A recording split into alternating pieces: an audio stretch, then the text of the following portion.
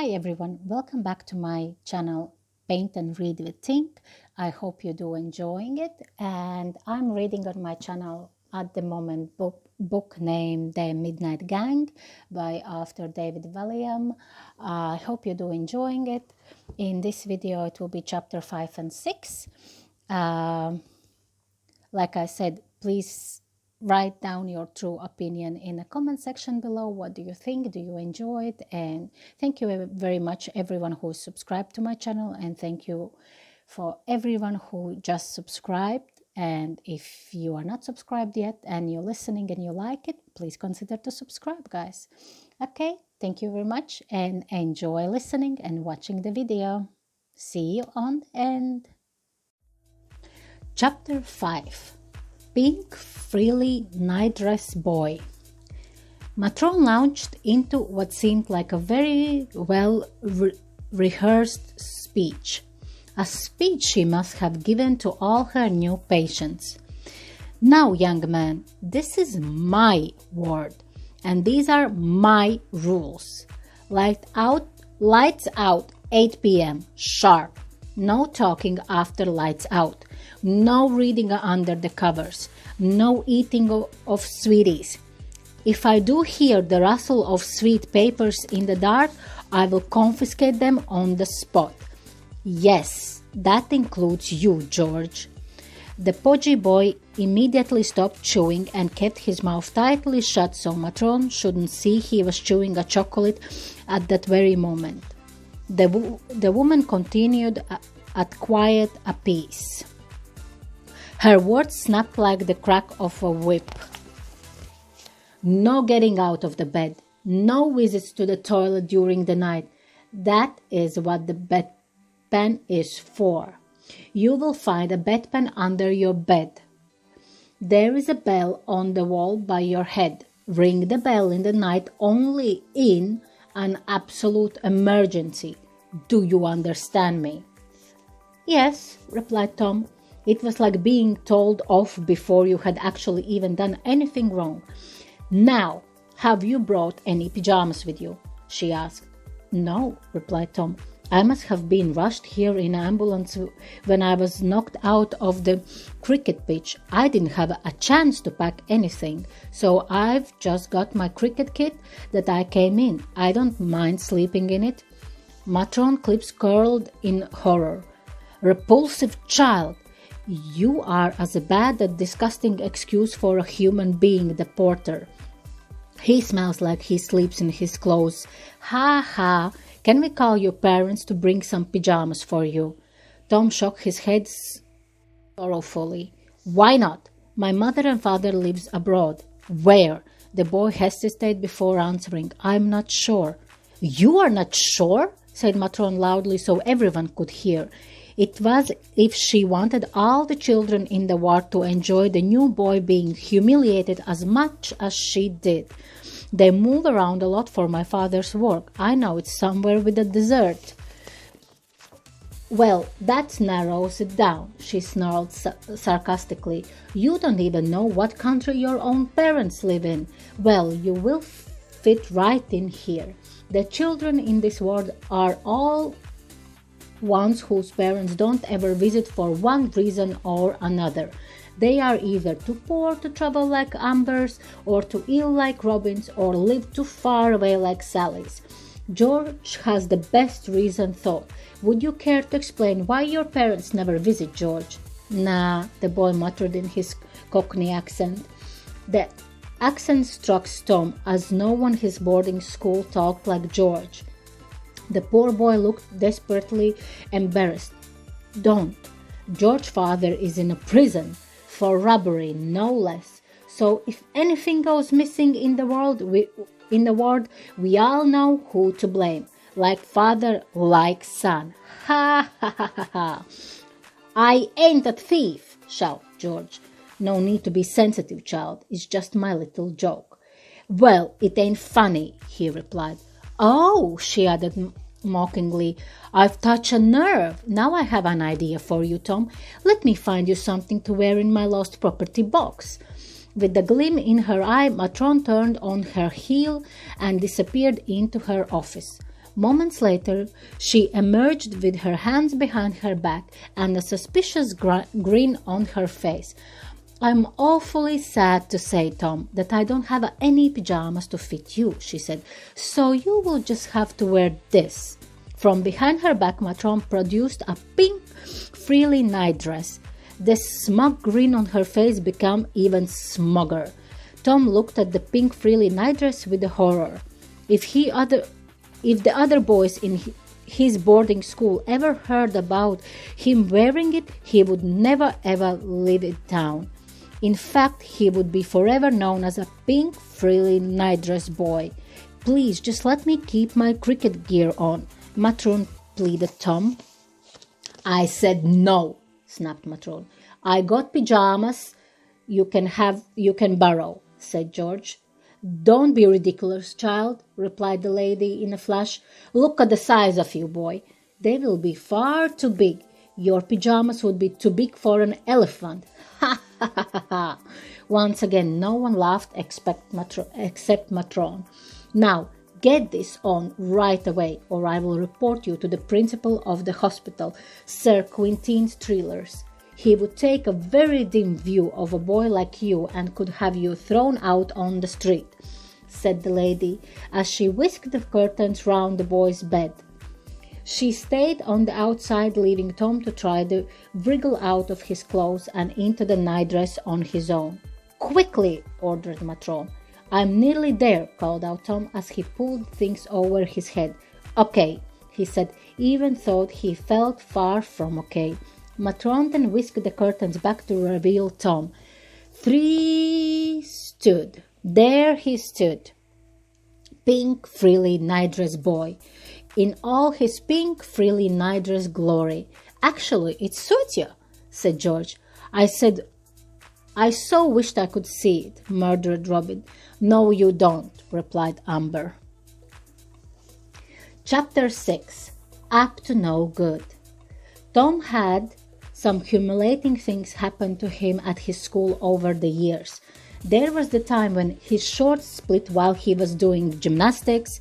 His clay spun off the wheel in pottery class and hit his art teacher on the face, sending her flying. He bent over to pick up a book from the floor in the library and he blew off loudly. He left the toilet cubicle with the toilet roll trailing from the back of his trousers. He was in a school cafeteria and he slipped on some gravy and landed head first in a blank manage. He was holding his violin the wrong way round in music class, wondering why he wasn't making sound until he realized his strings were facing down. Some of the older boys hid his game kit, so he had to play rugby in his pants. He had to put on tight-fitting all-in-one bodysuit with tail stuck to his bottom. He was meant to be a cat and had to sing and dance for a production on the musical Cats. He thought it might be a trick question when his math teacher asked him what 2 + 2 was, so he answered 5. Chalk dust set off sneezing fit and he sneezed right in his headmaster's face, covering Mr. Thu in snot. But now, here he was, standing in the middle of a hospital ward, wearing a pink frilly nightdress. "It fits you perfectly," laughed Matron. Once again, it was only her that was laughing. Then she checked her watch, which was pinned to her uniform. 1 minute past 8. "Way past all your bedtime, right, children? Lights out!" Matron began to march in the direction of her office at the end of the ward, as if they were all playing Grandma's footsteps. She suddenly turned around after a few pieces to see if any of the children had moved. Then she did it again and again. Matron gave one last swilled-eyed look at the children before switching off the lights. Click!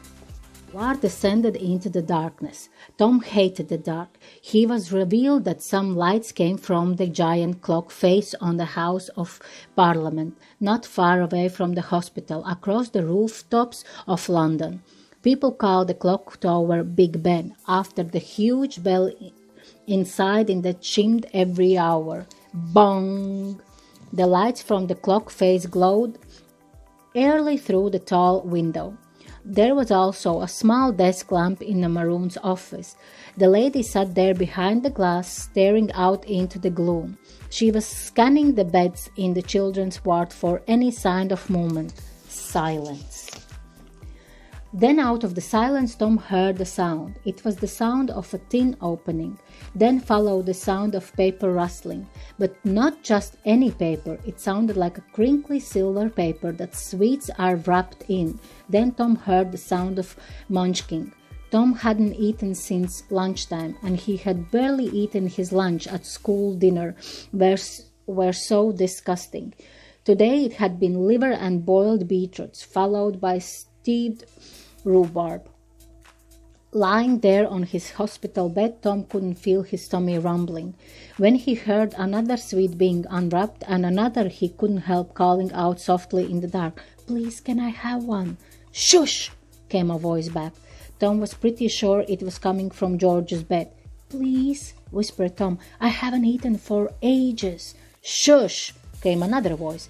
"Any louder and you'll get all us in trouble." "I only want one," said Tom. The boy must have spoken too loudly as that moment, click, the lights in the dark in the children's ward flickered back on. Blinking at the brightness Tom could make out Matron rushing out of her office. "There is no talking after lights out," she shouted. "Now, who was talking?" All the children remained silent. "You must tell me now who was talking, or you will be in a deep, deep trouble." She scanned the ward for signs of anyone cracking under pressure. She looked to George, who looked guilty. "Was it you, George?" she demanded. George shook his head. "Speak up, boy." Even from across the room, Tom could tell George's mouth was full. George tried to speak, but because of the large quantity of chocolate in his mouth, he couldn't form words. He murmured. "What have you got in your mouth?" George shook his hands and tried to say nothing, but it came out as Matroon approached his bed like a crocodile stalking its prey. "George, you are meant to be on a strict diet after your operation, but you are stuffing chocolates again, aren't you?" George shook his head. The lady whipped back his bed sheet to reveal a large tin of chocolates. The tin was huge. It was the kind that your family might receive at Christmas and would last until next Christmas. "You greedy pig," said Matron. "These are confiscated." With that, she snatched the tin from his hands and whipped a tissue from a nearby box. "Now spit out the one you have in your mouth." George did so. "Who sent you this?" she demanded. "I know it couldn't have been your father. I'm not sure they are allowed chocolates in a prison." Tom could tell George was angry, but the boy was doing his best to keep it in. "They came from me, local newsagent," replied George. "It's his favorite customer. I bet you are. Look at the size of you. You see? Now I love these chocolates the most." "What is this stupid man's name?" "Ray," replied George. "Ray what?" "Ray, the newsagent." "I mean, what's his surname, you foolish child?" "Don't know." "Well, I will try to trace him and with my any luck have his shop closed down. After your operation, you are forbidden from eating chocolate, George." "Sorry, Matron." "Sorry isn't good enough. The hospital principal, Sir Quentin Steelers, will have to be told about you defying doctor's orders like this, George." "Yes, Matron," answered the boy sorrowfully. "I will deal with you in the morning. Now go to sleep, all of you." Matron stalked back towards her office. Once again, like Grandma's footsteps, she turned round several times to check the children were still as statues. Click! The lights went off again, and Matron sat in her office. After a moment, the lady did the most incredible thing. She opened the tin and started stuffing the chocolates herself. Matron seemed to like the big purple wrapped one the best. As she made her way through them at quite a pace. She had barely popped one in her mouth when the next one was already being unwrapped, ready for scooping in. Time passed, and the more she ate, the sleepier she became. By 9 o'clock, her eyelids were flickering. Still she ate and ate and ate. Perhaps she hoped the sugar in the chocolates would keep her awake. Strangely, they seemed to be having the opposite effect. By 10 p.m., her eyes were closing for a few seconds at a time. Still she ate and ate and ate. By 11 p.m., she was desperately trying to prop up her head in her hands, but it was becoming heavier and heavier and heavier. She scoffing slowed down and soon the chocolate mush dribbled out of her mouth and her head hit her desk with a loud thud. Through the glass, Matron could be heard snoring. Zzz, zzz, zzz. The children on the world all remained silent for a moment. Then out of the darkness someone whispered, "Well done, George." "I think the plans worked," he whispered back. George's Cockney accent made his voice stand out. "What plan?" asked Tom. "Shush!" came another voice. "Go to sleep, new boy. Stop poking your nose into other people's business," said the girl. "Now let's all get ready to go at midnight." But of course Tom couldn't sleep, especially now he knew the children were up to no good. What was going to happen at midnight? Okay guys, I hope you did enjoy this audio and the video where's my work in progress. This painting comes from AliExpress and it's double-sided adhesive, and I purchased this painting over 2 years ago and now I'm working on it. I'm calling it Colorful Hummingbird. And yeah, if you like this video and the audio, please write down in the comment section below what do you think. And I'm gonna try to find this painting on AliExpress, but not promising. If you don't see in description box, it means I didn't find it. But yes, thank you guys for watching and see you probably on the next one. Oh, don't forget to subscribe and like my video. I have a Ko-fi account as well if you want to support my channel.